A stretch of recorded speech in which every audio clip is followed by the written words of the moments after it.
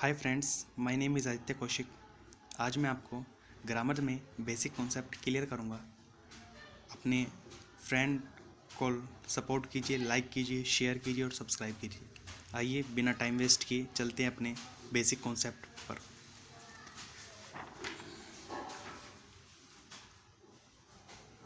तो पहला जो हमारा है वो होता है ग्रामर।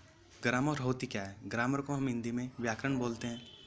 इसकी जो डेफिनेशन होती है वो होती है the definition of grammar is the study of way word are to make sentence. ये इसकी डेफिनेशन होती है। अब ग्रामर में ही हमारा एक लेटर होता है। लेटर को हम हिंदी में वर्ण कहते हैं।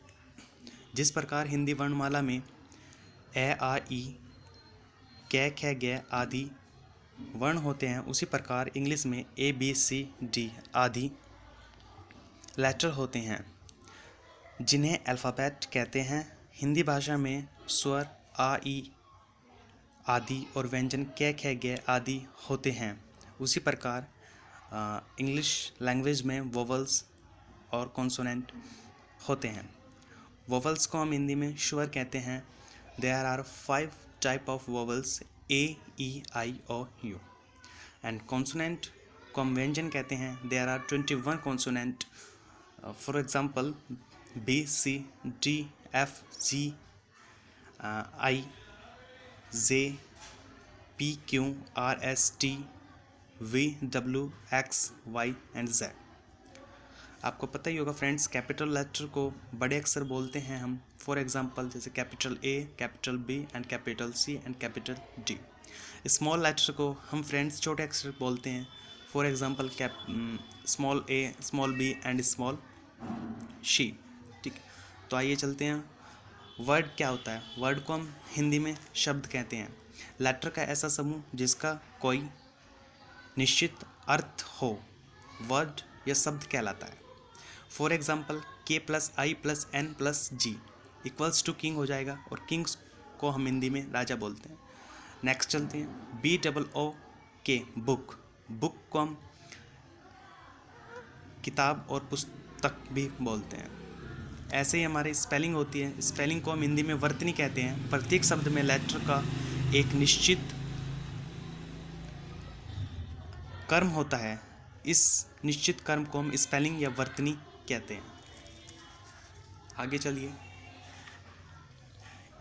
इसमें आता है फ्रेजेस। फ्रेजेस को फ्रेंड्स हम वाक्यांश या शब्द समूह कहते हैं।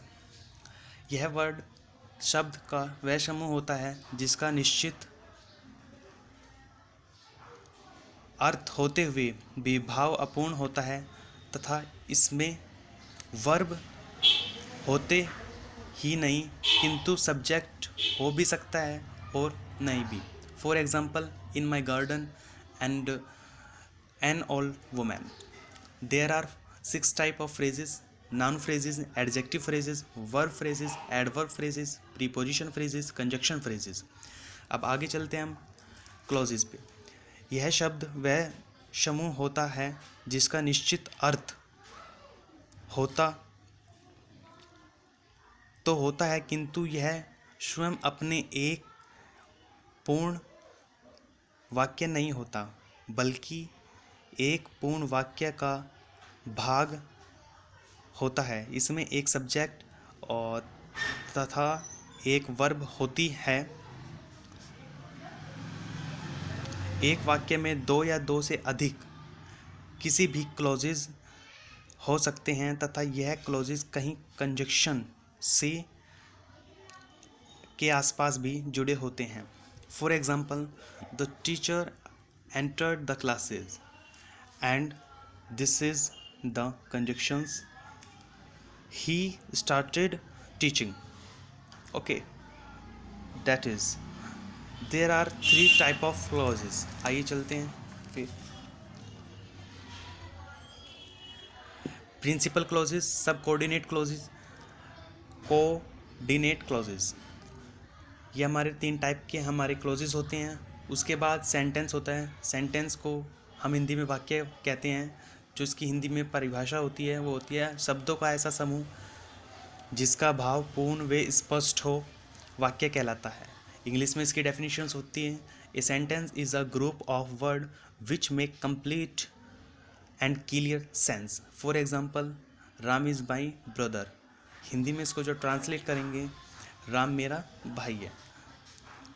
सेंटेंस बनता कैसे है? सेंटेंस एक लेटर होता है, लेटर के बाद वर्ड बनता है, वर्ड के बाद फ्रेजेस बनता है, फिर क्लॉजेस बनता है, इक्वल्स टू में जब सेंटेंस बनता है।